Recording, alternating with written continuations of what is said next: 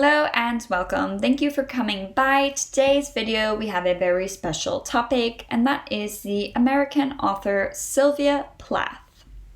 She's rather famous, or rather infamous, for her work. It is important to read her work for what it is. Do your own research and focus on the actual writing rather than the story of her life. She is much more than a mainstream popular figure.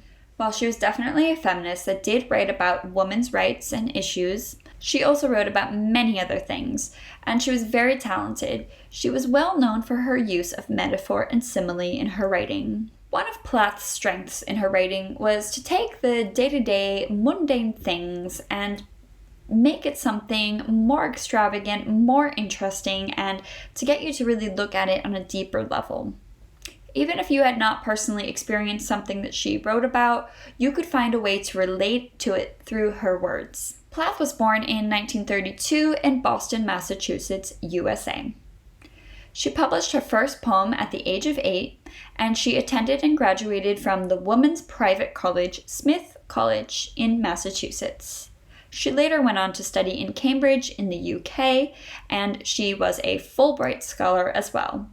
She is said to have had a very high IQ with a score of 160. While living abroad, Plath met fellow poet Ted Hughes in 1956. They spent time living both in the US and the UK. The pair had 2 children before ultimately parting ways in 1962. Plath suffered for a long time from clinical depression. While she was a college student, she had a breakdown and she suffered and essentially had recovered from it, at least temporarily, and continued writing and studying and being successful before marrying her partner Ted Hughes and having 2 children. Unfortunately, though, the pair did separate in 1962.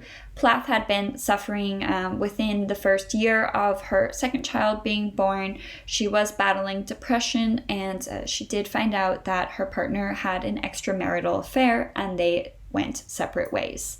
She was living alone in a flat in London in the fall of 1962.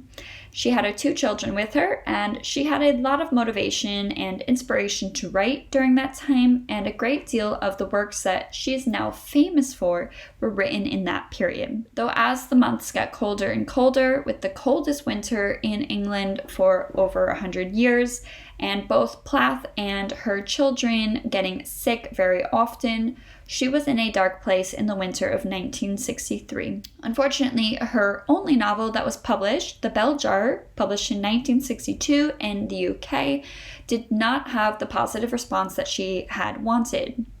So between her clinical depression and the less than stellar response of her novel, as well as her 2 children getting ill often, and the cold weather, and separating from her husband, and being a longtime sufferer of clinical depression, and really being alone with the 2 kids at home, 2 kids that were 2 years and 2 years old or younger, unfortunately, this all led to her committing suicide in February of 1963. She did have 2 previous suicide attempts that did not result in death, but unfortunately the one in February of 1963 did, and while some reports say that they don't think that she intended to actually die, there are more reports that say that it was very clear that she did everything in her power to make sure that the suicide attempt was successful and that her 2 children were safe and not deceased as a result of her actions. Before Plath's untimely death, she did spend time teaching at Smith College as well as working as a receptionist at Mass General Hospital.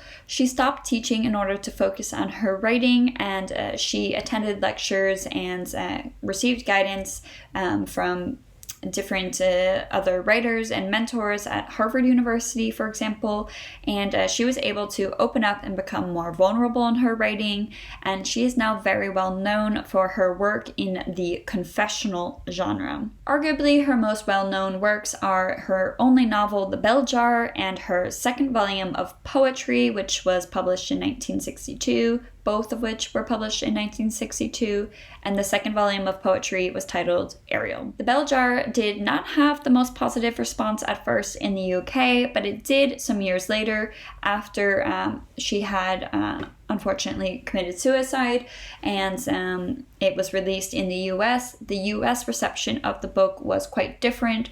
The times were different as well, and the confessional genre was definitely more widespread, and it was better suited to the times. So the Bell Jar now, after her death, has become much more popular than it was at the time of its release before her death. Her first volume of poetry was called The Colossus and Other Poems, which was published in 1960.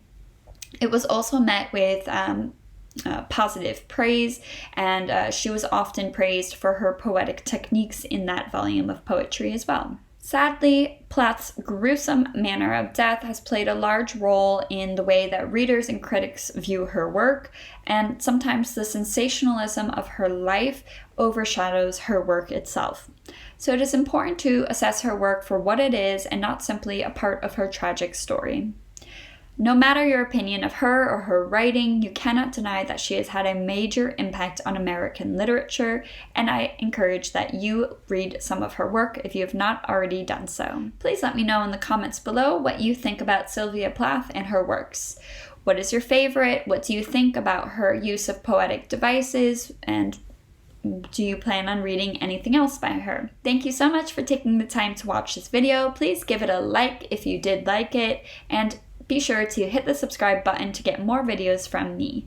You can find me, International Yankee English, on several other platforms as well. I hope to see you at another video or on one of my other platforms, and that you will continue reading great American and British English literature. Take care and have a great day. Bye-bye.